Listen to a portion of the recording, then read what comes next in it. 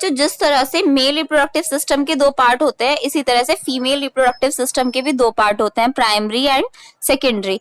अब अगर मैं प्राइमरी की बात कर रही हूँ, फिर से वही वाली बात, यानी कि ये प्रोडक्शन करता है किसका, गैमीट का, जिसका नाम होता है ओवा, ठीक है। और प्लस उसके अंदर क्या बनता है, जो हॉर्मोन्स होते हैं वो भी कौन बनाता है, प्राइमरी सेक्स ऑर्गन बनाता है।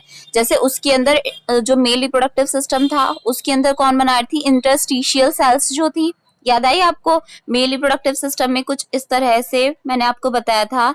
तो यहाँ पे क्या थी, सेमिनिफेरस ट्यूब्यूल थी, इसके बीच में जो स्पेस था, कलर यूज करती हूँ ये वाला, ये जो स्पेस है यहाँ पर एंड्रोजन हार्मोन बन रहा था।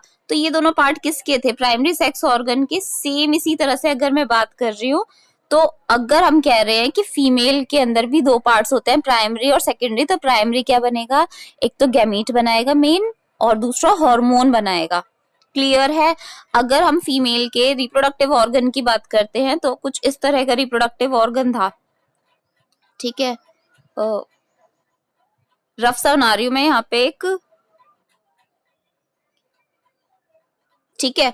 ये फीमेल रिप्रोडक्टिव सिस्टम है बच्चों, ये होती है फैलोपियन ट्यूब, ठीक है। यहाँ पर ये होती है ओवरी, बीच में होता है यूट्रस, ठीक है। और ये जो फैलोपियन ट्यूब है, यहाँ पर एक कुछ हाथ जैसी स्ट्रक्चर्स होती हैं, जिन्हें हम क्या बोलते हैं, फिम्बरी, जिन्हें हम क्या बोलने वाले हैं बच्चों, फिम्बरी बोलने वाले हैं।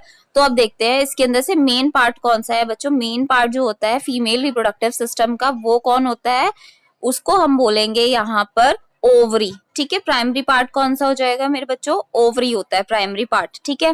फीमेल रिप्रोडक्टिव सिस्टम में प्राइमरी सेक्स ऑर्गन कौन सा हो जाएगा, ओवरी। अब ओवरी के बारे में पढ़ेंगे यहाँ पे। ओवरी होती है 2 to 4 सेंटीमीटर इन लेंथ, इतनी लेंथ में होती है। ओवरी यूट्रस के साथ में, यानी कि पेल्विक वॉल के साथ में किसी लिगामेंट से जुड़ी रहती है, ओवेरियन लिगामेंट से।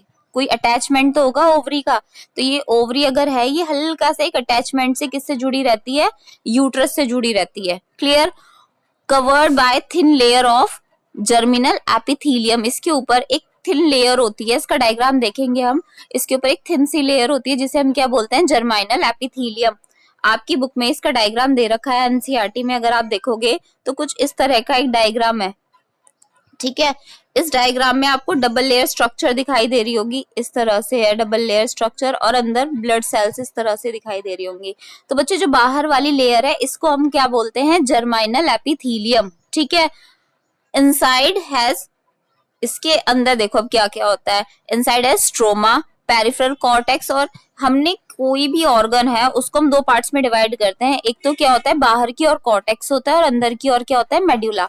तो इसकी अभी पूरी की पूरी डायग्रामेटिक स्ट्रक्चर हम देखेंगे अभी ओवरी की। नेक्स्ट हमारा पार्ट कौन सा है, सेकेंडरी सेक्स ऑर्गन। देखो बच्चों, सेकेंडरी का मतलब है जो कि जो गैमीट बना है उसको क्या करेगी, उसको मेन पास तक लेके जाएगी, फर्टिलाइजेशन के या पार्चुरेशन, मतलब जहां भी इम्प्लांटेशन है, जहां तक भी लेके जाना है। तो सेकेंडरी सेक्स ऑर्गन की बात करते हैं। सेकेंडरी में कौन सी आती है, ओविडक्ट, यानी कि फैलोपियन ट्यूब। जो फैलोपियन ट्यूब होती है वो कहाँ पर होती है, ओवरी के और यूट्रस के ऊपर इस तरह से एक स्ट्रक्चर होती है, जिसे हम क्या बोलते हैं, फैलोपियन ट्यूब। इस फैलोपियन ट्यूब का अगर मैं सबसे पहले पार्ट का बात कर रही हूँ, तो ये सबसे पहला पार्ट क्या कहलाता है, आगे की ओर वाला ये वाला पार्ट, इसको हम बोलते हैं फिम्बरी, ठीक है। Finger like projections called fimbriae, ये फिम्बरी होती हैं। नेक्स्ट इसका जो ब्रॉडेस्ट पार्ट है, इस फिम्बरी का जो सबसे ब्रॉडेस्ट पार्ट होगा, इस तरह से है ये फिम्बरी, ठीक है। आगे जाकर के फिंगर लाइक है, फिंगर लाइक को छोड़ दे, जो येलो पार्ट बनाया मैंने अभी, इसकी बात करते हैं। इसको बोलते हैं हम इनफंडिबुलम, ठीक है। ये सबसे वाइडर पार्ट होता है फैलोपियन ट्यूब का। नेक्स्ट है एम्प्यूला। नेक्स्ट पार्ट हमारा कौन सा हो गया है, थोड़ा सा आगे चलते हैं। इस वाले पार्ट को हम क्या बोलते हैं, दोनों साइड के एम्प्यूला, ठीक है। एम्प्यूला से थोड़ा और आगे जाएंगे तो इसे क्या बोल देंगे, ईस्थमस। और एम्प्यूला और ईस्थमस के दोनों के बीच में, मैं यहाँ पे बात कर रही हूँ, जहां पर दोनों का जंक्शन होता है, वहां पर क्या होता है, फर्टिलाइजेशन होता है। वहां पर बच्चों क्या होगा, फर्टिलाइजेशन। तो यानी कि फैलोपियन ट्यूब के कौन कौन से पार्ट हो गए हैं, 4 पार्ट होते हैं फैलोपियन ट्यूब के। कौन कौन से, फिम्बरी, ये दिख रहा है आपको, इनफंडिबुलम, एम्प्यूला एंड इस्थमस। कोई डाउट है आपको इन चारों में, ठीक है। अब आपसे पूछा जाए अगर फर्टिलाइजेशन कहां पर होता है, तो fertilization takes place between ampulla and isthmus junction. ये इस्थमस लिख रही थी मैं, एम्प्यूला एंड ईस्थमस। एक तो हो गया एम्प्यूला और दूसरा कौन सा हो गया, ईस्थमस। इन दोनों के जंक्शन के बीच में क्या होता है, फर्टिलाइजेशन। नेक्स्ट है बच्चों यूट्रस। अगर मैं इसके बीच वाले पार्ट की बात करूं, इस वाले की, तो इसे हम क्या बोलते हैं, यूट्रस बोलते हैं। अब ध्यान दीजिएगा बच्चों, ये जो यूट्रस होता है इसकी 3 लेयर्स होती हैं। यूट्रस की कितनी लेयर्स होंगी, 3 लेयर्स होंगी। सबसे बाहर वाली, फिर अंदर वाली है ये वाली, और एक इनके बीच में लेयर होगी। ठीक है, इसका कलर दूसरा यूज करना था। देखिए एक इनके बीच में, इधर से शो कर रही हूँ मैं लेफ्ट साइड से, तो आप ध्यान दीजिएगा। सबसे बाहर वाली जो होती है उसे हम बोलते हैं पेरीमेट्रियम। पेरी मीन्स क्या होता है, पेरिफेरल से जो जुड़ी होगी, पेरीमेट्रियम। अंदर वाली की अगर मैं बात करूं तो अंदर वाली को हम क्या बोलते हैं, मायोमेट्रियम। मायो, हाँ जी बच्चों, कोई दिक्कत। और सबसे इनर मोस्ट को हम बोलते हैं एंडोमेट्रियम।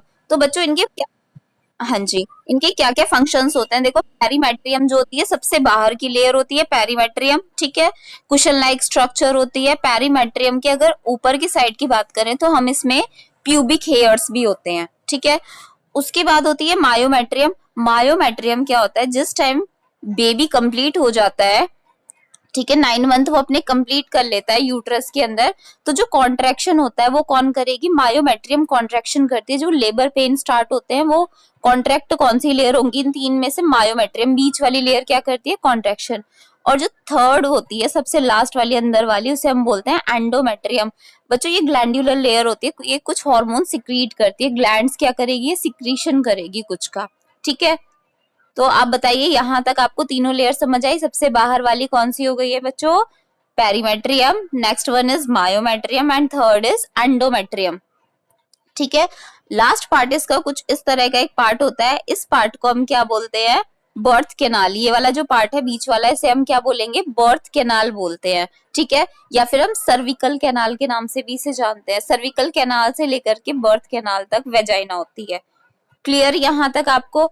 एक्सटर्नल कौन कौन से पार्ट होते हैं, mons pubis, labia majora, labia minora, clitoris, hymen. तो ये सब क्या होते हैं, बाहर से, मतलब आउटर लेयर्स होती हैं ये सारी की सारी, एक्सटर्नल जेनाइटेलिया बोलते हैं। इसमें क्या आपको कोई दिक्कत है प्राइमरी में और सेकेंडरी में? प्राइमरी जहां पर बन रहे हैं गैमीट्स, और सेकेंडरी जहां से ये बाहर आ रहा है।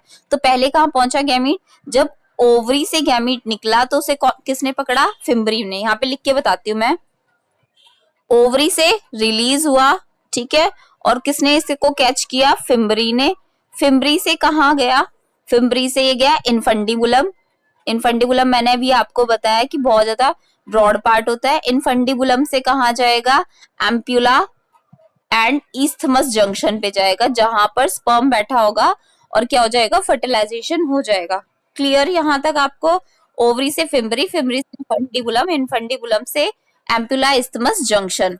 अब देखिए इसके अंदर क्या होता है, ममेरी ग्लैंड्स क्या होते हैं। ममेरी ग्लैंड्स जो होती है कैरेक्टरिस्टिक होती है फीमेल मैमल्स की। ठीक है, यानी कि जो मिल्क प्रोड्यूस करने वाली ग्लैंड्स होती हैं फीमेल्स के अंदर, उन्हें हम क्या बोलते हैं, ममेरी ग्लैंड्स बोलते हैं। ठीक है, ये क्या होती है, पेयर्ड स्ट्रक्चर होती हैं। इसके अंदर ग्लैंडुलर फ्लैट्स और टिश्यूज होते हैं। डायग्राम की बच्चों हम बात करेंगे, आप चिंता मत करिए।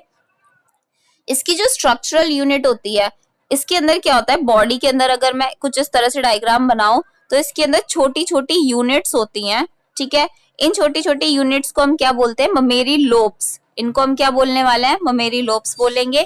ममेरी लोब्स के अंदर क्या होता है, एक स्टोरेज ऑर्गन होता है जिसे हम क्या बोल देंगे, एल्वियोलाई, जहां पर क्या होता है, मिल्क बनता है। ठीक है, और यहां से ये सिक्रीशन करता है और कहां पर भेज देता है, आगे ऑर्गन के अंदर भेज देगा।